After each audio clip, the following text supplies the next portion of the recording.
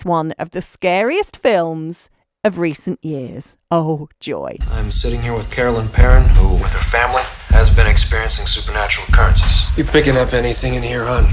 Something awful happened here, Ed. What is it?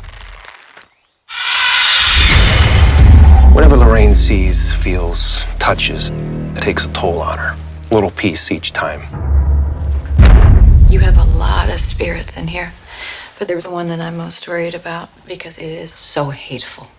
Nope, I'm out. I am 100% totally and utterly out. That is a clip from the 2017 movie The Conjuring, a film I will never see. It follows two paranormal investigators as they look into ghostly goings-on. Good for them. They can carry on doing it. I want no part of it, thank you. Starting today, though, you can watch a live video stream from the house that inspired the film. Why? Why would you? Why? The Heinzen family moved in last year and are running the live stream as well as virtually linking up with others who are interested in the paranormal. Now, with me now is someone who knows his ghosts and the stories about them. It's Philip Hutchinson, who runs the ghost tour of Guildford. Morning to you, Philip. Hello, Leslie, and thank you very much for not only saying my full name, but the actual correct name of my tour. Ah, well, you are very, very welcome, Philip. Now, I would assume from what you do that you're rather into all of the spooky stuff that absolutely terrifies me. I guess you could say that's true, but I don't believe in it all. And this certainly goes what's happening with this family with their paid webcam at the moment. Yeah, I'm glad you say that. I'm glad there's some scepticism there. So in terms of the ghost tour of Guildford then, obviously that's not happening at the moment, but you did used to do it every Friday night, didn't you? Oh, yeah, it sounds like it's never going to happen again. Yes, I should be well into the season by now. It starts on Good Friday, but of course at the moment there's nothing happening. But it's usually every Friday night until the end of November.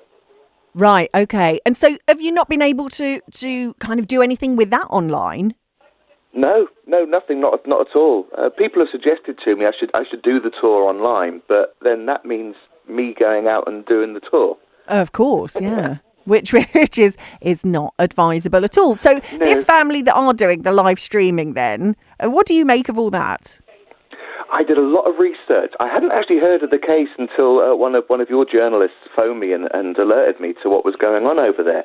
I did a lot of research over the weekend, which makes it sound like I'm now an expert, self-appointed. And the whole, you'll be so disappointed or maybe pleased that the whole thing is based on a very thin veneer and almost a tissue of lies. The family that lived there previously, when The Conjuring came out, they went suing people because all the stuff in it claiming the family that lived there now have been plagued by spirits is simply not true, and that they've made up all these statements saying otherwise. It seemed very curious that a family moved in who are paranormal investigators, and they're now letting people watch the house for a week if they pay. I see where your scepticism comes in, Philip. Yeah, it says he talks about ghosts and gets paid for it. I know, yeah. That's such a hypocrite. Now, you actually sit on the council of the Ghost Club. Now, that sounds like a very cool club. It is a very cool club. It's not something I do anymore. I'm still a member. Bless them, they appointed me a life member because I've been on the council for so many years, but I left the actual position a few years ago. Would you not be an afterlife member?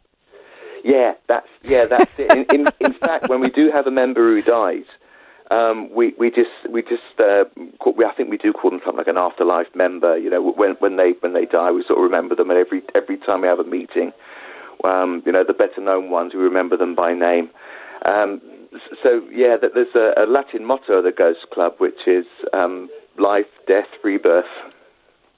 Oh, and well, with the ghost tours, we'd like a bit of a rebirth, wouldn't we? What are you missing most about doing them?